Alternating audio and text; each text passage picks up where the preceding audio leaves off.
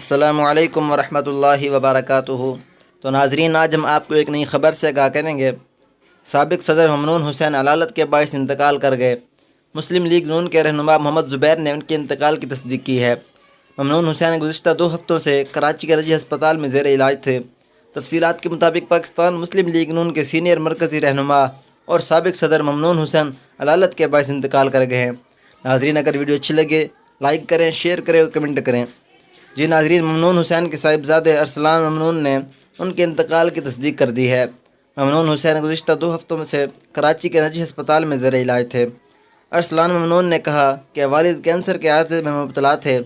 پاکستان مسلم league نون کے مرکزی رہنما اور سابق صدر مملکت ممنون حسین 1940 میں انڈیا کے شہر آگرہ میں پیدا ہوئے، لیکن 1449 میں ہجرت کے بعد ان کا خاندان کراچی میں رہائش پذیر ہو گیا تھا۔ ممنون حسین نے 1963 میں کراچی یونیورسٹی سے کامرس کی ڈگری حاصل کی۔ تو ناظرین، ایسی معلوماتی ویڈیو دیکھنے کے لیے ہمارے چینل کو سبسکرائب کریں اور بیل آئیکن کو دبانا مت بھولیں۔ شکریہ۔